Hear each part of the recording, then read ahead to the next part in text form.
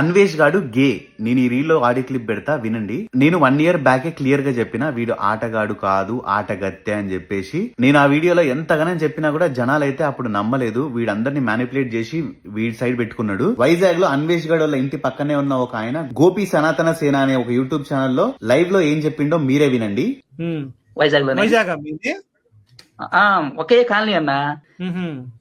చూసారు ఎప్పుడైనా వైజాగ్ లో? నేను చెప్తాను అన్న దాని గురించి క్లియర్ గా చెప్తాను. వేసుకుంటది లేదు అలా ఇద్దాం కానీ ఏం కదన్నా. వాడు బ్యాట్స్మెన్ అంటున్నాడు కదా, వాడికి పెళ్లి కూడా అవ్వలేదు. తెలుసా వాడికి పెళ్లి అవలేదు అది చెడిపోయింది చెప్తాడు కానీ అది అవ్వలేదు. వాడికి యాక్చువల్లీ వాడికి పెళ్లి సెట్ అయ్యింది. ఆ అమ్మాయి అదే అనుకుని వదిలేసింది అన్న. జీవితం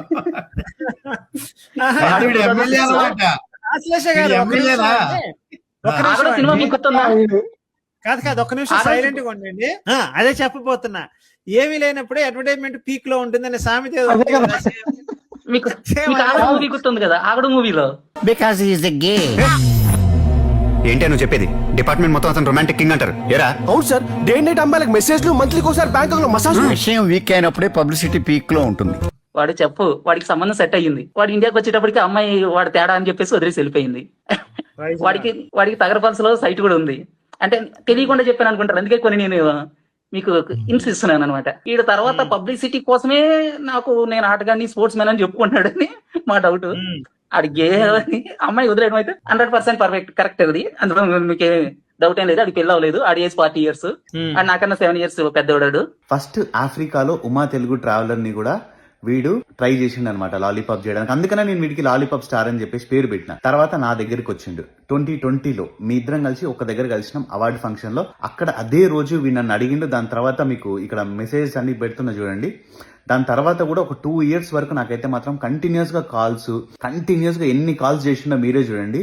దేనికోసం అనుకుంటున్నారు?